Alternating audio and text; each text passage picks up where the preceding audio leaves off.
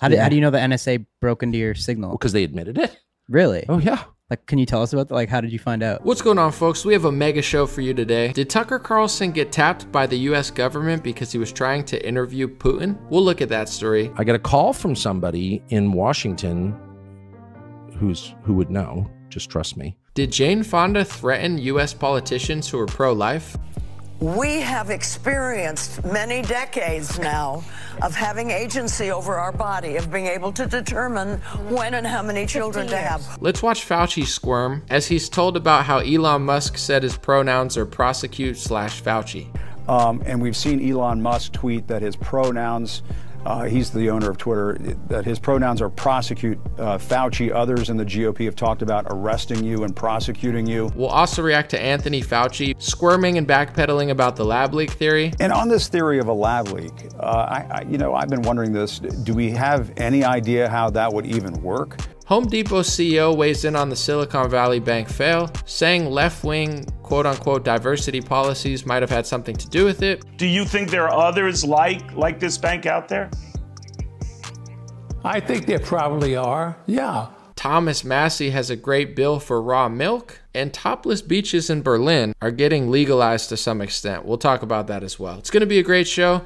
Live starts now. It's the Dream Rare Podcast. Welcome to the show. The way to get the news at the desk or on the road. Let's go. God is great and success in our control. The world is crazy, but we get better from obstacles. What's going on, everybody? Welcome to today's show. We call it a mega show when there's over 5 stories. So I want to just get into it because I got a lot of clips, a lot of stories. And the first one is Tucker Carlson on the Nelk Boys podcast revealed that the US government apparently broke into his Signal app to try to prevent him, or at least look into his interview with Vladimir Putin. And this is before the Ukraine invasion. So let's just get into it. I chopped it into 5 clips, so we're going to weigh in. I'm not hiding anything, but I was definitely hiding my plan to go interview Putin just because it's an interview. So how did that happen? Business. How do you know the NSA broke into your signal? Because they admitted it. Really? Oh, yeah. Like, can you tell us about that? Like, how did you find out? I got a call from somebody in Washington who would know. Just trust me. So I went up there for another reason, but this person said, are you going to come to Washington anytime soon? This was a year and a half ago, and I was like, yeah, actually, I'm going to be up in a week. Meet me Sunday morning. So Tucker's breaking down how he believes the U.S. government broke into his Signal app to spy on his interview with Putin. Let's keep watching. So weird. Like, who does that? Just text me. You know what I mean? Just text me. No. So I go, and this person's like, and this is someone who would know. Are you planning a trip to go see Putin? This was the summer before the war started. And I was like, how would you know that? I haven't told anybody. I mean, anybody. Not my brother, not my wife, nobody. And just because, it's one of a million things you're working on. But that was one of them. I want to go interview. Why wouldn't I want to interview Putin? Of course. I want to interview Xi. I want to interview everybody, right? Yeah. That's kind of my job. So someone had known he was interviewing Putin, even though he hadn't really told anybody. So he assumed that they were spying on him. Let's keep watching. We want to get Kim Jong-un on here one day. Of course. We met him. You did? Yep. Oh, we got to talk about that after. But super interesting. But anyway. Holy shit. How would you know that? Because NSA pulled your text with this other person you were texting. How did you know that? And so I was intimidated. I'm embarrassed to admit, but I was completely freaked out by it. I called a U.S. senator. Understandable. When someone else tells you what you're doing when you haven't told anybody. Tucker is saying that he thinks, or he apparently knows, that the NSA had pulled up his Signal app, which is supposed to be one of those secure apps like Telegram, Signal. It's secure, it's protected. That's why he was extra creeped out. Let's keep watching. Who I know, not that well, but it seems like a trustworthy person. And I told him the story. I said, I just want to tell you this. And then I went on TV on Monday and I'm like, this happened. And so they had, in Congress asked NSA, and NSA is like, yes, we did this, but for good reason. What would be a good reason to read my, what? But the head of NSA, it's fine. It gets, because everyone's in on it. Republicans and Democrats are all in on it. Interesting. So I guess the NSA admitted, yeah, we did it. We spied on you for good reason, though. Of course, it's always good reason. And I love how Tucker says both parties are in on it, Democrats and Republicans, because that's something sometimes people forget in the political battle, that there's just some things that are above both parties. All right, let's watch the last clip. And by it, I mean the assumption there's no privacy whatsoever, that they have a right to know everything you're saying and thinking. That shit's scary. And that's bro. just not a right as far as I'm concerned. You have no, by the way, if you have no privacy, you have no freedom. Freedom is predicated on privacy. It's like none of your business. You don't even think about that. Like they can just go through your completely phone and find everything. They did it to me, so I know that for a fact. But again, if you have no privacy, you have no freedom. Yeah. How about this? It's none of your business. If that's not a good enough answer, then you are a slave. I love Kyle from the Nelk Boys. He's like, you don't even think of stuff like that. It's like you don't think of stuff like that, but some people do. Jokes aside, I think what Tucker was saying was important. If you don't have privacy, you don't have freedom. And because he's a high-level journalist interviewing Putin, the NSA, the National Security Agency, is that what it stands for? That's what Edward Snowden blew the whistle on. That's why he's not allowed in the U.S. He said they're spying on everybody. I think he was telling the truth, and because he told the truth and broke a law, I guess, even though they're breaking a law, that's okay when they break a law, right? It's like the banks. It's like they break a law, it's okay, but when you break a law, it's not okay. Whatever. Edward Snowden kind of blew the whistle on that, and Tucker Carlson, I don't know if I would call it blowing the whistle, but he's telling his story of how the NSA was looking into his interview with Putin. Before we move to the next story, what's interesting about the whole Putin-Russia thing is I try to take it back to 2016. They were calling everything Russian, Russian, Russian. Oh, if you like Bernie Sanders, you must be Russian. There's no way you could like Bernie Sanders over Hillary Clinton. We told you to like Hillary Clinton. And New York Times, Washington Post, CNN, all the late nights. We told you it's Hillary Clinton. How could you possibly like Bernie Sanders more when we've already decided who you vote for even before the election started? And that was creepy to me. It's like, why do they keep calling me Russian? Maybe I just don't like Hillary Clinton. This is even, to be honest, this is why I even got into news journalism. It wasn't even over Trump, and it wasn't even Republican stuff at the time.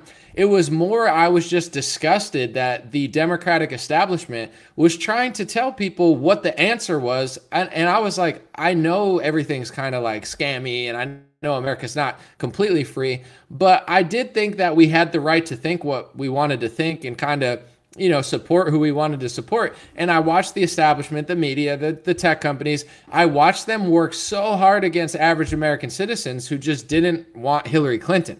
And they used Russian propaganda, Russian bots, Russia. So the narrative against Russia was already starting in 2016. It's deeper than that. They started calling Trump supporters Russians, grandmas who like Trump. Everything was Russian. So the fact that Tucker Carlson was trying to interview Putin, regardless, I mean, he is a journalist. You are allowed to interview people, especially at his level. The fact that they were breaking into his Signal account to basically spy on it, it's creepy on multiple reasons. One, it just seemed like they wanted a war with Russia, whether they admit it or not. And anybody that was going to jeopardize their agenda against Russia or, their odds with the Russian regime was going to, at any cost, they were going to try to stop it, whether you're a Bernie voter, a Trump voter, or Tucker Carlson, a journalist. And it's creepy because, if they're going to spy on Tucker Carlson, who aren't they spying on? We've known this for a while, but it really hits home. It's creepy. And like Tucker said, if you don't have privacy, what do you have? I don't need to tell you why spying is weird and odd, but you guys get it. Let's go into the other story because I have 5 stories. I could talk about that for a while, but that's what it is. Let me know your thoughts in the comment section. Tucker saying on the Nelk Boys podcast that the NSA spied on him because he planned to interview Putin, just like he interviews lots of world leaders and goes around to other countries. That's what he's done for decades. Here's Fauci. I have 2 clips of Anthony Fauci because he looks like very uncomfortable now. Maybe because the House Republicans have office and they're starting to look into stuff. Maybe that's why he's nervous, but I don't know. Is this Jim Acosta? I forget the loser's name at CNN. He asks Fauci, what do you think about Elon Musk saying his pronouns are prosecute Fauci? Let's take a watch.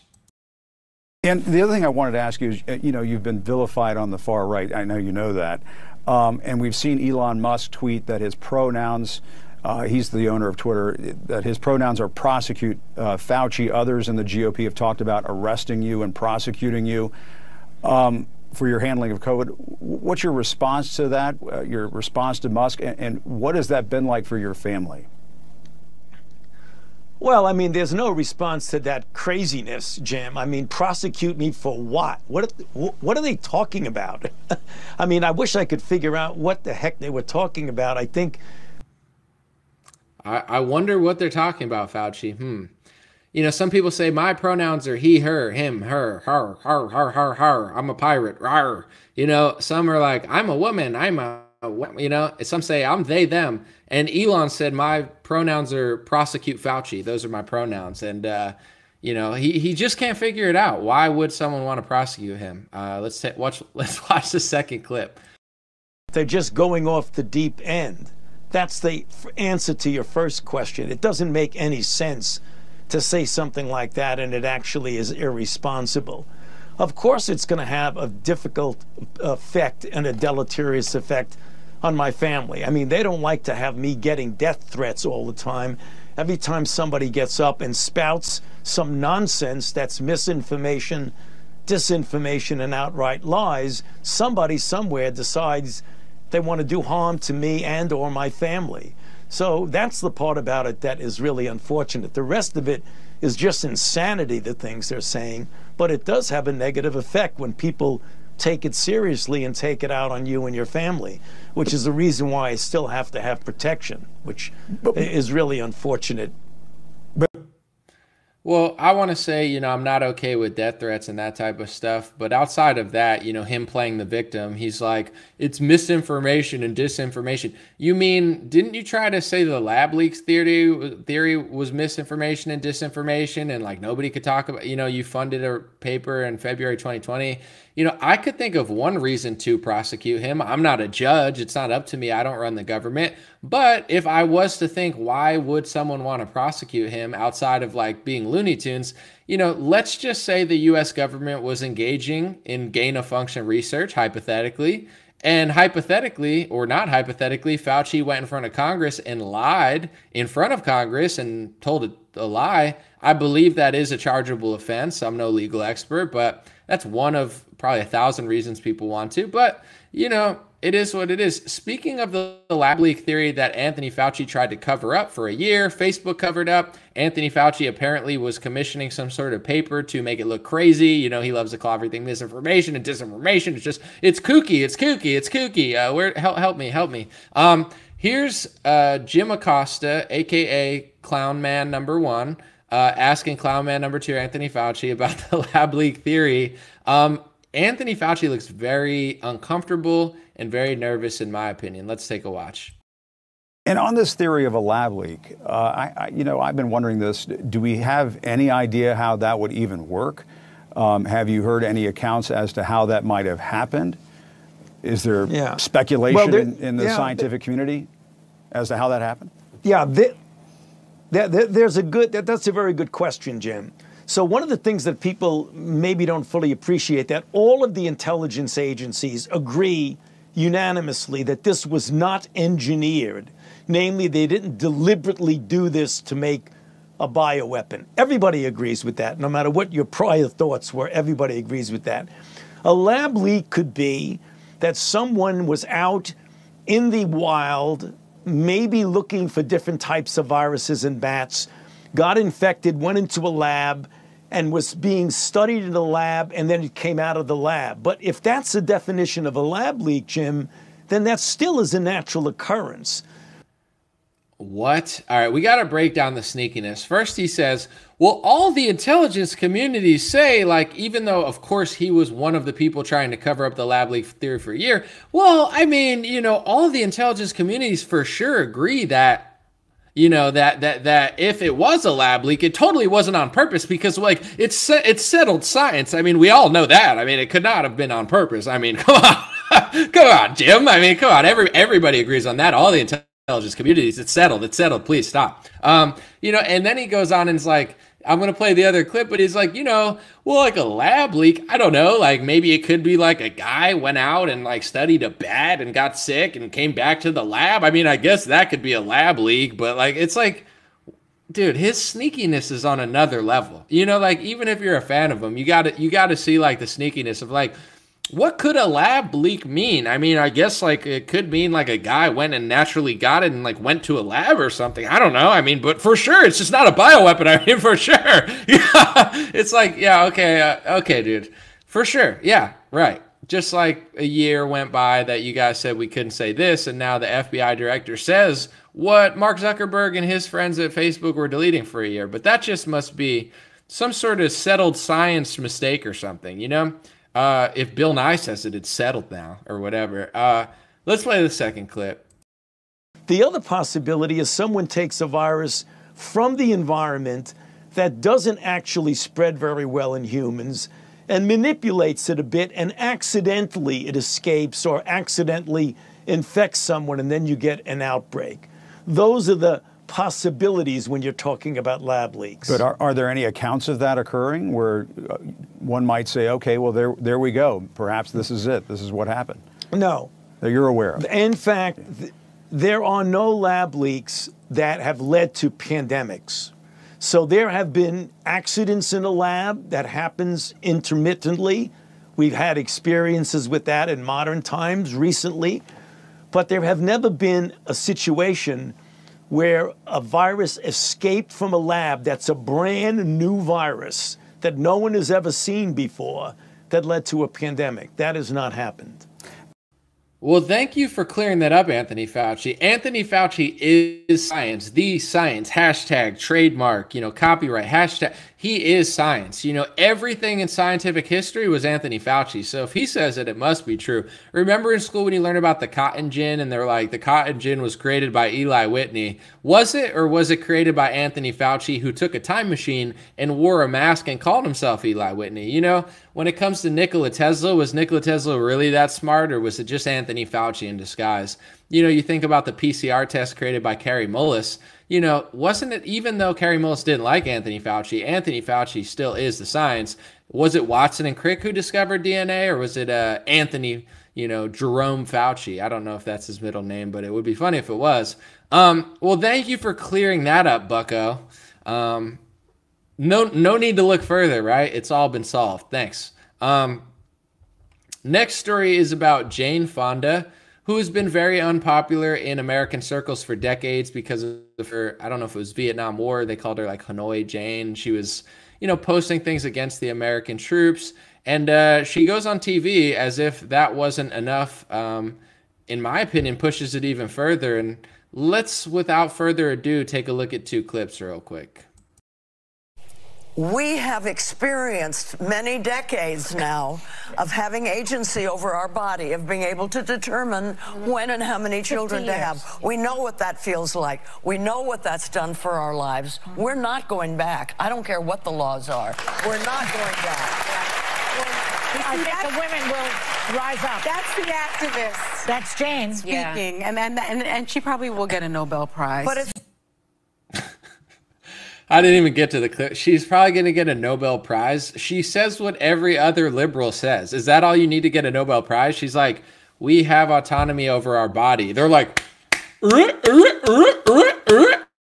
it's like a SEAL show. They're like, that deserves a Nobel Prize. As if that hasn't been said on television 20,000 times by 50,000 different people. It's like, wow, that was a new one. Well, here is something new. I believe this is not a not-so-veiled threat.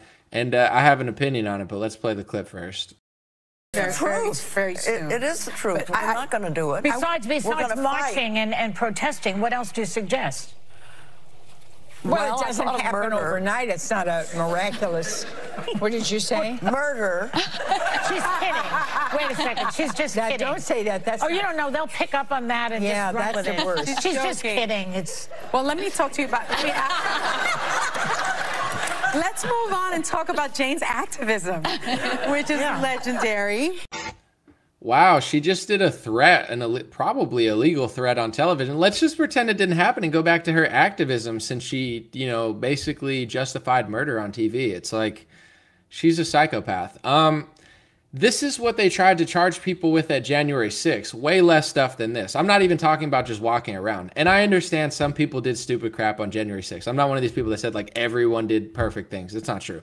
But in general, they try to level charges where it's like, oh, that person said that we need to arrest the politicians and hang them in the streets. And, you know, when people say stuff like that, people have been charged for that, and people have had charges stacked with that to maybe be like, well, this is like terrorism, this and that. I mean, there have been left-wing activists, quote-unquote activists or psychopaths, borderline attempted murders on, what was it, like a Republican baseball game? They shot Steve Scalise. Someone tackled Rand Paul. I understand that political crimes go both ways, but as somebody who believes in free speech and somebody that understands that certain people are doing metaphors, to me, that wasn't a metaphor. I don't think she was saying, you know, we need to passionately fight till the death. Like, she was like, murder. Yeah, that's what I believe, murder. It's insane, and she'll probably get away with it because she's Jane Fonda, but I don't care if it's left-wing or right-wing. People need to calm down with that type of stuff. And in general, when she says, you know, for decades, women have had the right, you know, to have kids or whatever, I understand the pro-life, pro-choice. I'm not a woman. I get that. Most of the world, I believe, most of the free world, like, we're one of the crazier, I won't even say free world because I don't even know if we're free anymore, but most of the world, they have stricter abortion laws than we do. Even Bill Maher went over that recently. Like, America, it's like 15 months, 16 months, mid-birth. It's like, it's getting so crazy here where, you know, the same way with me, it's like, if I don't want to have a kid, I could use a condom or tell a woman to be on birth control. But the old, you know, truth is you could also just not have sex or not have sex out of wedlock or not have sex with somebody you don't want a baby with. That is a valid way to do it. And as somebody who's getting older and wiser, I'm leaning towards that. I understand I'm not a woman, but I do see the value of taking my own autonomy, not through birth control pills and all these crazy pharmaceuticals, etc., even condom. I think the most empowered you could be as a man or woman and taking control over your body is not shoving those things down your throat and just choosing wisely. I think that's a smart choice.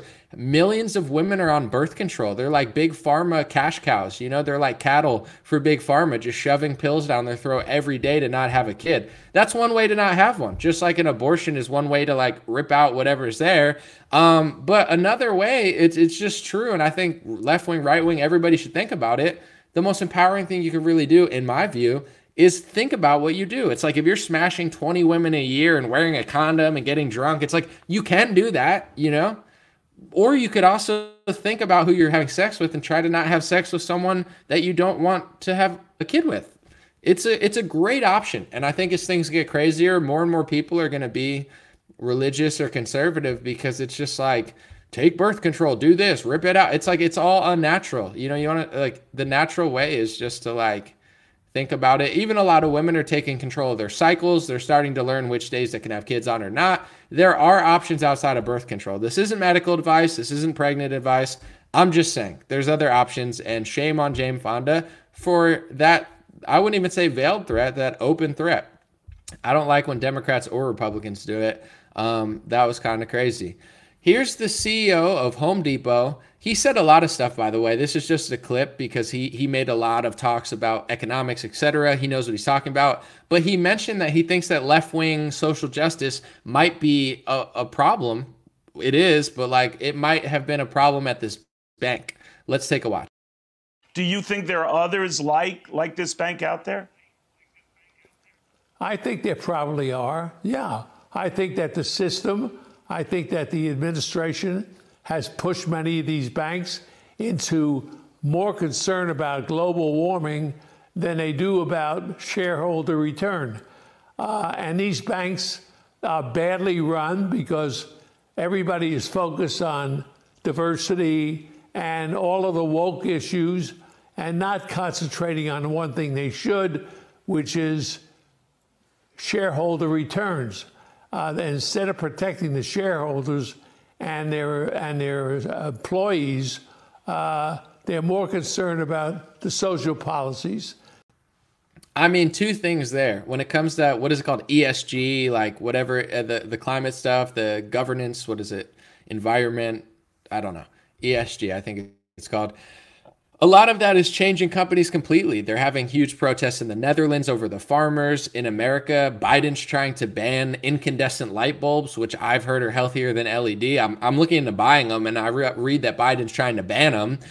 You do have this climate policy sucking up not just, I would say, fiduciary duties in some cases, but really just like the freedom to disagree with Democrats in a lot of areas. So I hear what he's saying. I want to have a quick conversation about, capitalism, obviously socialism, communism, but all capitalism isn't good capitalism. Like, I don't believe that a company should just like screw over everybody and hurt people just to get a dollar. So I get why left-wingers are left-wing, because they're like, well, that's immoral. You just want to make money, make money, make money. And it's true, you should have to like think about the world. I don't think you should pollute a river. I do believe in real environmentalism, where it's like, I don't think you should just screw over everybody else just to make an extra cent to the dollar. So that I don't agree with. With that being said, with a bank, you start to read some of their tweets and stuff, and they're talking about all these things. And it's like, at the end of the day, you're a bank, okay? You're not a gay club in Los Angeles. You're not a social justice music group. You're not, a hangout for Pete Buttigieg and, Stacey Abrams or whatever. It's like, you are a bank. Like, I don't care what your politics are, but at the end of the day, you need to understand economics. You need to understand treasury loans and Fed rates, and you need to make sure that you don't screw over your entire user base. Like, is what you do. So if you are spending money and time, like a lot of companies are, on let's pay this guy 6 figures a year to be a diversity trainer, and basically look at the company and say, hey, we should replace these white people with non-whites, which is incredibly psychotically racially evil, but apparently that's okay as long as you're hating on white people, according to Democrats. But in general, it's like, you do have to do your job. Well, I don't think you should be scamming everybody and hurting the environment. One, we have to look into what is climate change really doing. Like, for example, oh, we'll get rid of nuclear and we'll just do electricity. Well, where does electricity come from? Most of the power comes from either nuclear or coal. You need that dirty energy to get the clean energy. It's not even really clean. Not even talking about how they mine African countries, etc. Like, how clean is it really? You know what I'm saying? Is it really clean, and is it like perfect, or are you lying? What do wind, what's the negatives of these? You can't even talk about the negatives. They get rid of nuclear energy. They can't power stuff. It's like, you could kill an entire country if you don't watch yourself. You know what I'm saying? You're trying to help people, but there isn't a real conversation. And climate change is just like COVID, where they just shut it down and say, this is what your company's doing, deal with it. And when it comes to the diversity and equity, inclusion and all that stuff, of course people's priorities are wrong. It's like, it's nice to be nice, but it's not nice to implode a bank because your head's up your ass. So, I hear what he's saying. I don't know what happened there. Apparently the government's going to bail them out. I have mixed feelings about that. On one hand, I heard a lot of those companies were like annoying left-wing companies. On another hand, it's bailing out another bank. It basically gives a message to a bank: you could screw up, you could have bad business practice, and the government will come bail you out. And that does seem to be what happens. And, that's why the pharmacy industry is so corrupt, because when they do evil stuff that should put them in prison, nobody goes to jail. When the banks mess up by mistake or on purpose, nobody goes to jail. Sam Bankman-Fried, I don't know what's going on with him. He scammed crypto. These are things where there does need to be a balance, where I understand if you could give $100 billion to a foreign country with Zelensky there, then you could afford to give $100 billion to a bank so you don't screw over American companies. I get this sort of thing where it's like they've spent so much money elsewhere, it's not that hard for them to bail out for a couple $100 billion. But there needs to be some sort of accountability. On that note, I want to say too, before I play the last clip, one thing that's been super frustrating for me, but I'm trying to just ignore it because it is politics, like left wing, right wing. They're just going to fight. People are going to be irrational. It's team red versus team blue. You pick a WWE character. You don't realize they're sold out to the same people, because this one says change is going to come and this one says he's going to make America great. And nobody wants to hear it because they've picked their character, and that is what it is. But it's like, I'm watching basically the bank robbers on both sides just blame each other. It's like, whether a Democrat or a Republican is in, the Federal Reserve controls the money. Jerome Powell is there. He's been there under Trump. I think he's still there. The Federal Reserve controls the money, and they don't really care if you fight over Trump or Biden, because the Federal Reserve runs things, and it doesn't, your opinion doesn't really matter. Fight over the red blue guys or whatever. We'll still get a Goldman Sachs guy. Trump gets in, he hires Goldman Sachs. Biden gets in, he hires a puppet. Nobody's even gonna really crack that code. So it's not of use if you guys just keep fighting. It's like they don't care. So the Federal Reserve, I think, is largely responsible, and it superseded or preceded rather Trump's administration. You know, it's not like Donald Trump made the Federal Reserve corrupt or Joe Biden made the Federal Reserve corrupt. The Federal Reserve's been the Federal Reserve since 1918. They got rid of the gold standard. They're printing money. The banks collapsed in 2008. It's been a slippery slope since then. And if you could say it was going downhill like this, I would say the 2020 COVID lockdowns was like, let's just take a sledgehammer to whatever's left of that and just completely obliterate it. So just keep in mind, I'm not just blaming Trump or Biden or whatever. I'm just saying the Federal Reserve is bigger than both parties, and they don't care if you fight. With that being said, I do believe that 2020, the COVID lockdowns, the fact that Trump printed $6 trillion, I believe he went $7 trillion further into the deficit. Of course, I'm sure like most Republicans, he ran on fixing it. You know, the damage was done. The hole was dug. Now Biden gets thrown in and Biden prints more money. Democrats are always worse. They're in on it too. I'm not saying they're innocent or it's not their fault. But now you have the same bank robbers in the Republican Party and the same bank robbers, in my opinion, like Donald Trump, who works with Goldman Sachs and works with the Federal Reserve and put in Jerome. You know, now they're going to act like they're the hero that's going to come save you. And this is why the American public gets bounced back and forth like a ping pong ball. It's like, oh, well, Obama's going to change it. Trump's going to change it. Biden's going to change it. This isn't a doom and gloom message. It's just reality. And it's like people get so mad when I say that. Are you suggesting that Trump helped destroy the banks and the economy? It's like, yeah, absolutely I am. I know that's not popular because people got brainwashed into thinking it's just Joe Biden. It's not Joe Biden. It's the Federal Reserve, and it's not just his administration. Trump did more damage in 2020 than anyone I've ever seen in modern history, printing money under the name of COVID, bailing out every company because everything was shut down under the lockdown, and then also, you know, it's not sustainable. It's just not. Doing universal basic income with $1,600 Trump checks. Like, all of this is socialist. All of this is a Federal Reserve scam. And all of these chickens were coming home to roost. I personally believe, based on reality, that if Republicans won the House, the Senate, and all chambers, they won every seat and everything, inflation was still coming, economic turmoil was still coming, and the Federal Reserve was probably going to raise rates anyway to try to, you know, save themselves in some extent or save the money supply. So this was all happening anyway. Biden and Democrats just make it worse, but people don't understand that, and it almost seems like I'm a hater, but I try to break it down. It's like, you know, did voting for Trump in 2016 stop the lockdown of 2020? Did it stop it? No. Well, maybe voting doesn't matter as much as you think it does because there's something called the Federal Reserve, and they swarm the president, and Big Pharma swarms the president. And sometimes Obama comes around and plays basketball, and he can convince certain people that he's so different. Well, he's got to be different because he likes Kendrick Lamar. But Obama wasn't different. You know, Trump has now conned hundreds of millions of people into thinking he's so different. He really wasn't. And he also is responsible for this economic collapse, not just Biden. Trump did just as much as him to destroy the economy, implode the currency, and it was all coming home to roost. It's actually strategic for Republicans to lose the 2020 election because now they can point, the bank robbers who just stole your money can just point to the Democrats and be like, look, they did it. And Democrats point to Putin and Putin points to them, and they're all robbing. You know, it's like the bank robbers have gotten away scot-free. And that's my opinion about what's going on. And it's just like, it's so interesting watching so many Republicans be like, yeah, it's Bidenflation. Like, yeah, the Republicans printing $6 to $9 trillion in 2020, that didn't play a part in this. You could just print money like that. If you're Democrats, that's socialism. If you're Republicans, it's just an excuse. They had to. It's a joke. You know, the Fed has both parties by the balls. A certain foreign country has both parties by the balls. So enjoy the show. If your idea of a political entertainment is to lie to yourself and constantly get smacked back and forth like a ping pong ball, coming up short, you know, fantasizing about, I remember when Trump was in, people were like, oh, he's secretly fighting the banks and he's got gold hiding in a Nikola Tesla time machine. Whatever you want to tell yourself, oh, there's Nasara Gassara, there's going to be a huge reset.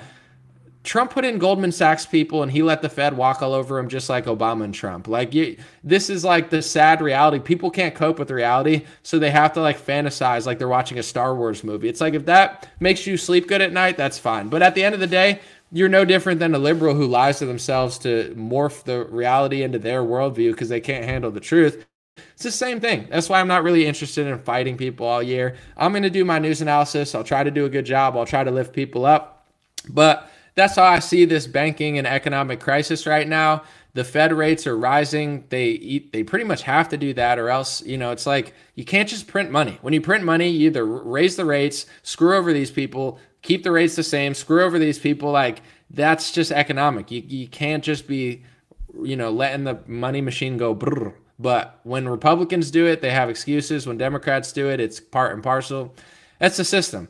Last thing I want to show real quick, or maybe there's two more stories, but Thomas Massie has a great bill because raw milk is illegal in most parts of the country. It shouldn't be. And let's just get to Thomas. He does a great breakdown here. I appreciate him. He's one of my favorite people in Washington, for sure. So here we are in the 118th Congress. I can't wait to reintroduce some of my best bills. One of them, I call it pasteurization without representation. This is the raw milk bill.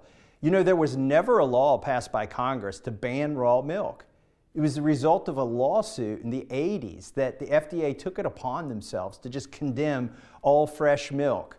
And so the federal government has been raiding farmers who have been so audacious as to sell product straight from the cow to somebody across state lines. My bill is simple. If you sell raw milk from a state that's legal into a state where it's legal, i.e. there are no state laws against it, then the feds won't come raid your farm. Seems pretty simple to me, but it ticked off a lot of the milk lobbyists up here. And they said I would be responsible for death and carnage in the United States by enabling more people to drink raw milk. Well, my wife texted me that day and she said, I never realized the lactose lobby was this intolerant. You got to like the dad joke from Thomas Massie. So this is another one of those false paradigms that nothing's changing, like big pharma, nobody can seem to like bring them in, and the food lobby, which is controlled in many cases by big agriculture and big pharma. But in general, Thomas Massie is one of the few people. It's like whether Trump or Biden or Barack Obama wins, or God knows who's going to run next, Mike Pompeo, he's not going to win. But you get what I'm saying? The food lobby stays the same, and nobody's coming to save us. And raw milk shouldn't be illegal. A lot of the foods in the United States are considered like doo-doo compared to Europe and the rest of the world. And I'm very passionate about this topic because, raw milk is milk the way that God intended, right from the animal. The fact that you can't even get it in most states and it's illegal to sell or buy in stores, it's absolutely insane. And there's a lot of really messed up stuff like this. I want to give you an example real quick that I just see right through a lot of this nonsense. And I always have like something to say, thank God I've monetized it, but you get what I'm saying? I can't just go with the mainstream narrative because it's very rarely ever true. So there's this basketball player named Ja Morant, and, he's a little hood, or he's acting a little hood and doing kind of like, stuff like at a strip club with a gun, and he's getting fined by the NBA, or they're kicking him out or whatever, banning him for 5 games. And Powerade did an ad with Ja Morant, and now they're starting to pull their ads that they have with him. Here's the thing. Powerade is more dangerous than Ja Morant. I don't care how ghetto he is or how hood he acts. Powerade, one of the main ingredients is high fructose corn syrup. And they're selling this as if it's a sports drink. They're saying, oh, if you do sports like Gatorade, drink Powerade. Powerades filled with high fructose corn syrup. That's not a sports drink. People shouldn't be drinking that when they do sports. It's like, this is the American system. You want to say Ja Morant's so dangerous because he's acting hood. I say Powerade and Coca-Cola Company are more dangerous than Ja Morant, and they've probably hurt more people. I'm not saying you can't drink a Coke or drink a Powerade, but I don't believe they should be marketing it as if it's this great sports product when it's not, in my view.